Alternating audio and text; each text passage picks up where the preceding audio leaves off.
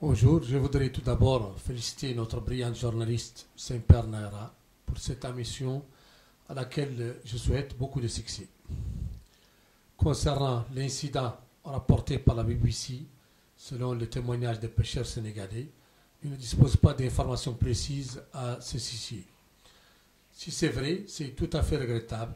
En effet, le Sénégal et la Mauritanie sont deux pays voisins liés par des liens séculaires tissés par l'histoire et la géographie, qui ont permis à chaque fois de trouver les moyens de contenir les tensions, quelle que soit leur origine.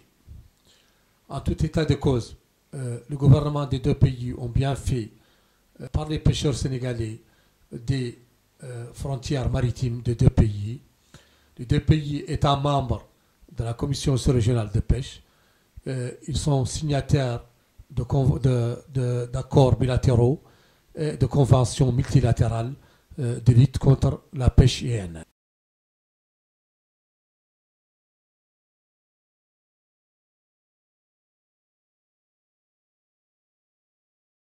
De façon récurrente, des pêcheurs sénégalais sont surpris dans les eaux mauritaniennes, même pendant les périodes où il y a des accords de pêche.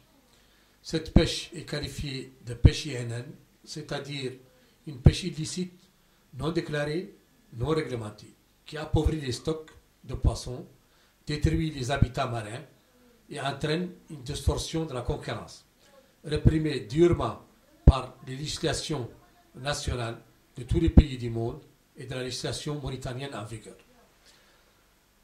Les pêcheurs sénégalais, dans cette situation, sont généralement libérés par les autorités mauritaniennes et les embarcations et engins de pêche saisis sont restitués gracieusement suite à l'intervention du gouvernement sénégalais. Pour essayer de cerner l'ampleur du problème, il faut rappeler que les eaux mauritaniennes ont été pendant plusieurs décennies l'objet de convoitises de flottes de pêche s'adonnant à la pêche INN d'origines diverses. Pour mettre un terme à ces pratiques illicites, la Mauritanie, avant même la fin officielle du régime de la liberté des mers, Mar du Berum, après l'adoption de la Convention des Nations Unies sur le droit de la mer de Montego Bay de 1982, a déjà procédé à l'extension de sa zone économique exclusive à 200 000 marins. Pour contrecarrer la pêche pirate menée au large de ses côtes par des flottes d'origines diverses et honorer ses engagements internationaux, la Mauritanie a mis en place de façon précoce un dispositif de surveillance de sa zone économique exclusive. Cette surveillance s'est améliorée avec la création d'une structure de surveillance de pêche relevant du ministère des Pêches et de l'économie maritime en 1988 et l'adoption de l'ordonnance 88-144 du 30 octobre 1988 portant code des pêches maritimes qui dissout les dispositions relatives à la pêche sans autorisation.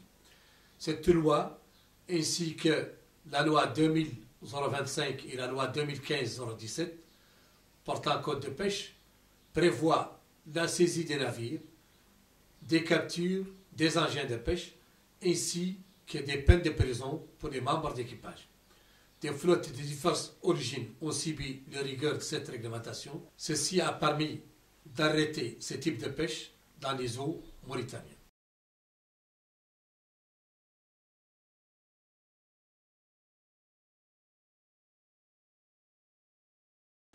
L'emploi des armes à feu, toujours regrettable, qui est prévu dans le cas de refus d'obtempérer, pour la maîtrise des navires ou embarcations après les sommations réglementaires, est à ma connaissance très rarement employé par les patrouilles des gardes-côtes mauritaniennes pour arraisonner des navires contrevenants.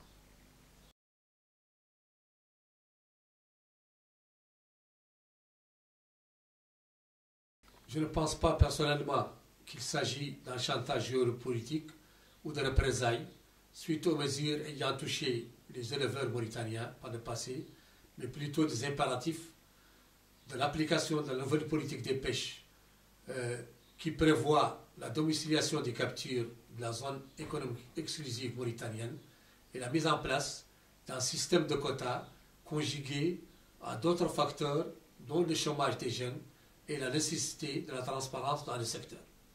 Je m'explique. En effet, le secteur de la pêche en Mauritanie était extraverti, dans la mesure où la plupart des captures de la ZEE mauritanienne sont débarquées dans des ports étrangers. La seule manière de faire profiter l'économie mauritanienne de cette ressource par la création de valeur ajoutée locale et des emplois, c'est le débarquement des captures. Dès que les conditions sont réunies, consciente de ces enjeux, la Mauritanie a investi dans le domaine des infrastructures portières dans la zone sud, notons le port de Tanit, le port du PK28 et d'Indjago, et a procédé déjà à l'extension dans la zone nord du port de Nouadhibou. En effet, l'absence de tradition maritime séculaire a poussé l'État mauritanien à appliquer une politique d'insertion des jeunes dans le domaine de la pêche maritime, en les formant dans des centres et en accordant à ces jeunes des embarcations et des engins de pêche à crédit. L'État mauritanien voudrait appliquer actuellement une politique volontariste en essayant de mauritaniser entièrement les équipages de la pêche artisanale, comme il l'a fait pour le passé pour la plupart des navires de pêche industrielle. Pour ce faire, il a décidé de doubler les effectifs dans les centres de formation ainsi que la production des embarcations de pêche artisanale. Concernant les entorses à la transparence, il faut rappeler que les tentatives d'immatriculation des embarcations de pêche artisanale mauritanienne se sont souvent heurtées à des pratiques faisant passer des embarcations étrangères pour des embarcations mauritaniennes.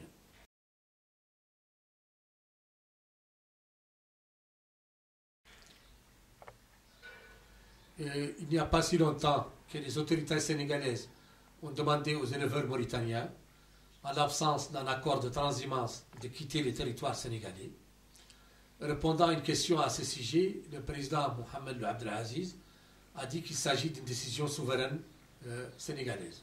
En fait, en faisant fi de la propriété des animaux et des embarcations, nous pouvons constater l'imbrication très forte des intérêts des deux pays. Les animaux et les poissons mauritaniens sont consommés en grande partie par les Sénégalais et les usines mauritaniennes ont besoin de la main-d'œuvre sénégalaise pour s'approvisionner. Et les animaux ont besoin des pâturages sénégalais pour les périodes de soudure. Il reste à trouver les mécanismes et les accords respectant les intérêts des deux pays.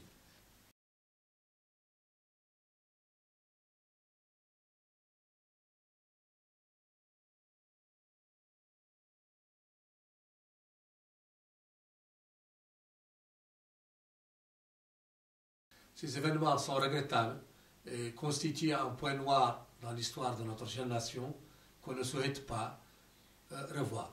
Mais en fait, le premier accord Mauritanie-CEE date de 1987.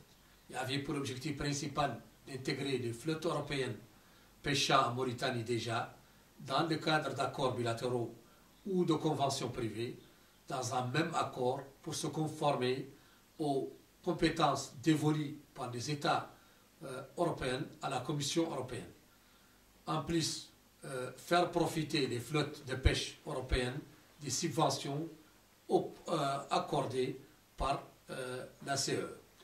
En 1990, assistant à un colloque à Londres sur la nouvelle politique communautaire des pêches, j'ai attiré l'attention du commissaire européen chargé de la pêche sur l'absence de toute référence ou disposition de protection des ressources halieutiques des États côtiers livrés au pillage de flottes européennes ou basées en Europe.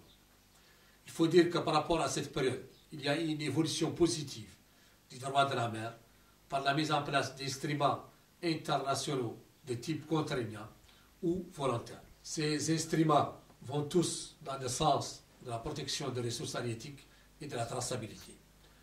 L'Union européenne a mis en place des règlements destinés à combler les lacunes permettant aux opérateurs contrevenants de tirer profit de leurs activités. On peut citer à cet égard le règlement de l'Union européenne destiné à prévenir, à décourager et à éradiquer la pêche illicite non déclarée et non réglementée, qui est entré en vigueur en janvier 2010. Aussi, seuls les produits de pêche validés comme étant légaux par l'État de pavillon ou le pays exportateur peuvent accéder au marché européen. La liste des navires INN est régulièrement publiée sur la base, les bases, sur les sites. Une liste des navires INN est régulièrement publiée sur la base des navires recensés par les organisations régionales de gestion des pêches. Le règlement INN permet aussi d'inscrire sur une liste noire les pays qui feignent d'ignorer les activités de pêche illégale. Les opérateurs européens qui pratiquent la pêche illégale partout dans le monde et sous quelque pavillon que ce soit risquent des amendes considérables, proportionnelles à la valeur économique de leur capture, les privant ainsi de tout profit. Cette évolution favorable du droit de la mer dans le monde et en Europe et de l'argumentation européenne nous permet d'espérer que la traçabilité ira de façon croissante englober la gouvernance des pêches, le respect des droits de l'homme, à l'image du processus de Kimberley appliqué aux pierres précieuses.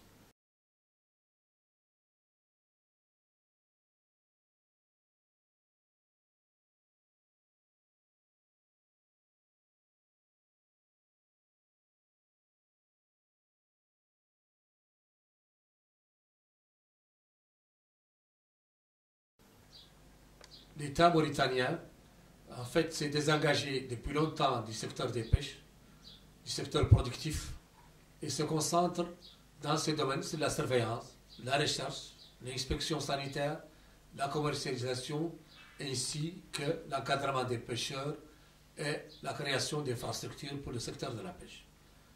En fait, l'accès du secteur pour les investisseurs nationaux demeure très difficile, compte tenu des difficultés d'obtention des autorisations requises, ainsi que des financements et la saturation des créneaux porteurs.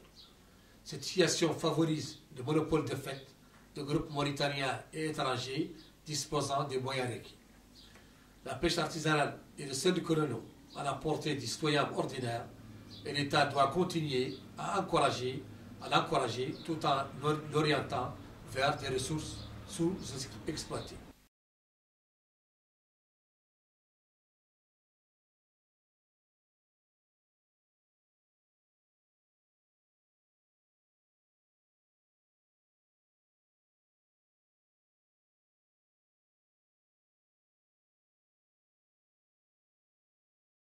Je vous répondrai d'abord par une anecdote à ce sujet. J'ai eu l'honneur, en compagnie du ministre des Mines et de l'Industrie, Feu Sahar Larajel, en tant que représentant de mon ministre, M. Zamel, d'assister à la présentation par la compagnie pétrolière Woodside, à l'exposé dans le bureau du ministre des Mines des conclusions de l'étude sismique qu'elle venait de terminer. Le haut responsable de Woodside a conclu son exposé par son annonce de la découverte de pétrole à 90% des chances en quantité exploitable au large de Nouakchott. Woodside propose d'investir dans des forages dans cette zone qui abrite actuellement le puits Chingiti et souhaite connaître la réaction du gouvernement mauritanien à cet égard. Le ministre Rajel m'a demandé de donner mon opinion à ce sujet. J'ai répondu que ceci pourrait être paradoxal en ce moment de grande joie où le travail d'exploration de longue haleine vient d'être couronné de succès, mais mon sentiment, c'est une très grande inquiétude parce qu'on vient de m'annoncer que les ressources halieutiques mauritaniennes, qui sont des ressources renouvelables d'une valeur annuelle estimée à 1 milliard de dollars, sont en grand danger. La société Woodside a commandé immédiatement après cette découverte une étude d'impact environnemental, mais le danger de pollution est toujours un risque majeur qu'il faut éviter. À tout prix, il faut prendre toutes les dispositions pour faire face à des risques de pollution accidentelle.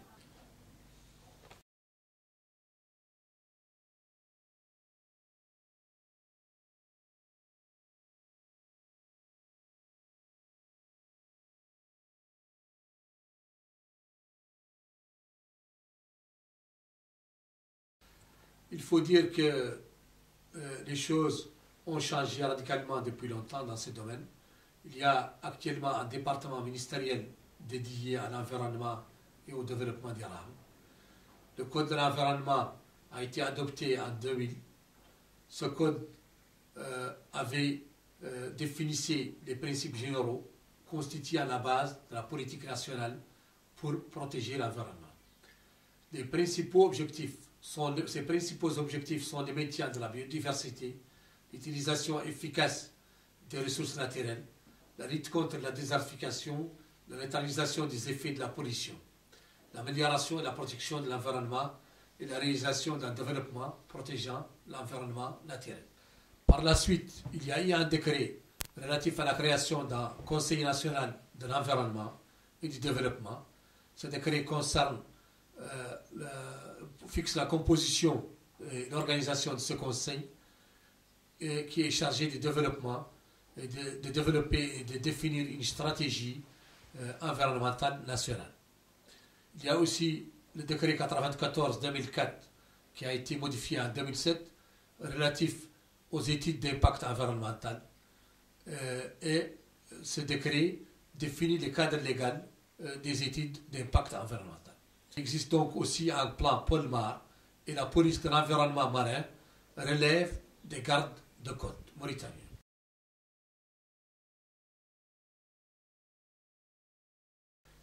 Les tensions entre la pêche artisanale et la pêche industrielle étaient très fortes avant l'extension de la zone de la pêche artisanale et le durcissement des sanctions appliquées pour la pêche en zone interdite.